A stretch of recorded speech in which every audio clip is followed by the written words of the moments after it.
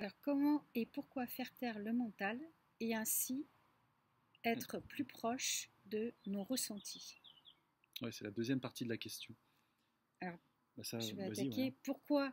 Parce que le mental, il a tendance à nous rendre fous. En fait, on va ressasser, ressasser, mais pourquoi j'y arrive pas et pourquoi je suis comme si. C'est horrible le mental en fait. Le mental, il nous sert, quand il est à sa juste place, en fait, il nous sert juste à rationaliser les choses et à se souvenir qu'il y a le feu ou qu'il y a le four et qu'il faut aller chercher les enfants. Mais sinon, ressasser les choses en permanence, Aller chercher les boucler, enfants dans le four. non. Ah bon. C'est en fait c'est pénible parce que du coup on est tout le temps dans sa tête et on est coupé de notre vivant justement et c'est ça ce qui est terrible de notre humanité aujourd'hui, c'est qu'on est complètement coupé de nos sens. Donc pourquoi? C'est pour retrouver nos sens, retrouver notre énergie, arrêter de la pomper chez les autres, mais vraiment être connecté à la vie, au vivant, dans ce qu'on vit. Donc ça c'est le pourquoi. Et le comment, il y a plein d'outils, il y a plein de techniques. Un très simple que je vous donne là, c'est d'écouter le silence. Ça c'est vraiment le plus simple. En fait, la difficulté pour les gens, c'est pas tellement de savoir comment faire, c'est de s'y mettre en fait. C'est d'avoir la volonté de s'y mettre et de se dire ok, 3 fois par jour, voilà, je m'impose pendant 30 secondes, et faites-le 30 secondes par jour, 3 fois par jour, d'écouter le silence. J'écoute l'oiseau, j'écoute le vent, je ressens le vent dans mes cheveux, j'observe et j'écoute le silence. Et plus vous allez, en fait, c'est des habitudes, en fait, c'est des conditionnements là aussi. C'est comme se laver les dents. Au début c'est difficile et puis après c'est juste inné. Et c'est la même chose avec le mental, vous allez apprendre à le faire taire. Et je vous assure que le mental est un muscle, donc plus vous allez muscler, plus ça va vraiment s'effectuer. Donc c'est vraiment une attention auquel il faut donner un- comment dire, une habitude en fait. Il faut être dans cette habitude-là. Et le mental, c'est vraiment une machine à produire et comment dire, à interpréter des raisonnements.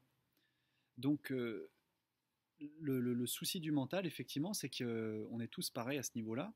C'est qu'on est doté d'un disque dur, enfin d'un processeur qui va en permanence euh, traiter des informations. Donc des informations, il en arrive sans arrêt avec les stimuli de l'extérieur, avec les nouvelles qui nous arrivent, téléphone, ordinateur, hyperconnexion, etc. Et donc, pourquoi faire taire ce mental? C'est que ça paraît être une injonction des fois un peu trop répétitive, mais on ne sait pas comment faire précisément parce qu'on est pris dedans. Et donc, Corinne vous a donné une des méthodes, mais moi je dirais que l'autre méthode, c'est beaucoup justement de donner au mental, et ben en fait, en quelque sorte, une purge, quoi. C'est-à-dire que la purge du mental, ça va être vos mains. D'ailleurs, en sanskrit, le mot manas, le mental, c'est la même racine que le mot main.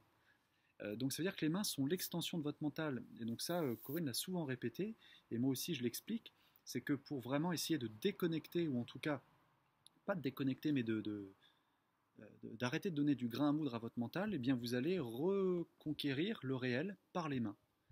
Donc vous employez à faire des petites tâches simples, même répétitives, avec vos mains. Par contre, c'est là où ça peut être vicieux, c'est que il ne faut pas que ce soit des choses trop simples qui demandent des gestes automatiques où vous êtes à l'aise et vous pouvez le faire sans réfléchir. Parce que justement, si vous laissez vos mains faire, je sais pas moi, bidouiller un truc et que le mental continue, l'exercice ne sert à rien. Il faut au contraire être très attentif à ce que vos gestes soient précis, mesurés. Donc cuisine, poterie, musique, dessin, couture. Et quelque chose que vous ne connaissez pas. Ouais, En ah oui, fait, oui, oui. c'est beaucoup mieux d'aller dans quelque chose qu'on ne connaît pas. Oh, pardon. C'est vraiment, c'est là qu'on va apprendre en fait à se dépasser.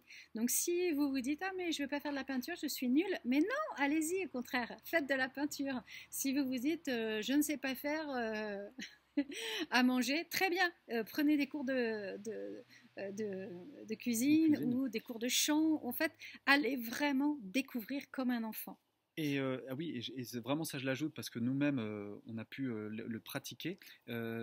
il y a beaucoup comment dire, de méthodes qui existent là-dessus. Moi, je ne suis pas spécialiste, mais je vous renvoie à tout ce qui va faire fonctionner votre cerveau en polarité inversée. Par exemple, le jonglage. Euh, euh, Croiser, tu te souviens, tu vois de quoi je parle? Quand vous allez croiser les membres, par exemple, quand vous faites ce genre de geste, vous voyez, vous prenez vos mains, vous les renversez, et puis vous venez les croiser comme ça. Et si à ce moment-là, vous faites des exercices de respiration, eh bien vous allez, comment dire, Les deux parties. refaire fonctionner voilà, les deux parties de votre cerveau en même temps. C'est comme si vous allez le court-circuiter dans son fonctionnement habituel et être obligé de revenir à l'instant présent et à ce que vous êtes en train de faire maintenant. Donc regardez ça, ce type d'exercice, hein, comme justement le jonglage qui permet de faire fonctionner les deux hémisphères.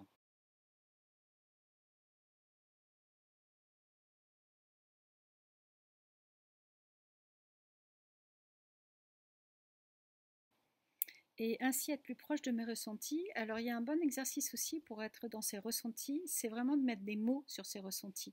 Parce qu'en fait, ce qui est difficile souvent, c'est de définir ces ressentis. Et plus on apprend à être à l'intérieur de soi, donc à se regarder avec cette distance, on met des mots MOT sur nos mots MAUX. Ce qui fait que ça va nous apprendre à discerner justement les ressentis. Voilà, il y a plein d'autres outils, mais ça c'est déjà très bien.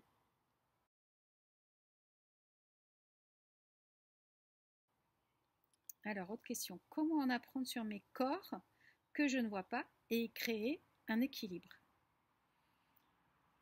S'autoriser, oser expérimenter des choses nouvelles et différentes. En fait, comment vous allez découvrir vos corps? C'est parce que vous ne posez aucun jugement, aucune condition sur les expériences que vous pouvez vivre. Euh, Autorisez-vous à agir différemment. Autorisez-vous à parler différemment. Et, vous voyez, l'idée c'est, si je veux, comme la question nous y invite, si je veux apprendre donc je reformule, mais si je veux apprendre à connaître, à entrer en contact avec mes corps, eh bien c'est comme si je voulais apprendre une nouvelle langue. Donc c'est évidemment de la pratique, mais c'est aussi s'autoriser, se mettre en disposition à recevoir et à pratiquer quelque chose de nouveau. Donc moi je dirais que c'est ça, et y créer un équilibre, l'équilibre viendra naturellement. Plus vous allez appréhender ces nouveaux corps, plus vous allez ressentir, jauger et les mesurer pour voir jusqu'à quel point vous pouvez aller dans tel et tel ressenti ou comportement, etc. Qu'est-ce que tu en Oui, penses, toi? j'ajouterais que l'équilibre, vraiment, c'est ce qu'il y a de plus important en fait. Cette harmonie qu'on a trouvée dans notre vie. Et cette harmonie ne peut être trouvée que justement avec cette connexion au vivant. Encore une fois, c'est ce qu'il y a vraiment de plus important. Donc pour se connecter au vivant, eh ben, il faut avoir un équilibre entre le faire, la transmission, recevoir de l'amour et être dans l'esprit des choses. Donc plus vous allez être dans une détente et prendre le temps de vous découvrir, d'amener à ces changements, parce qu'à chaque tranche et âge de vie, on a envie d'autre chose, on a envie de découvrir. Et donc, ça nous amène à rester toujours jeune, en fait, parce que c'est se découvrir, se transcender, s'exposer de nouveau à des nouvelles choses. Et c'est ça qui fait qu'on garde l'esprit jeune, en fait.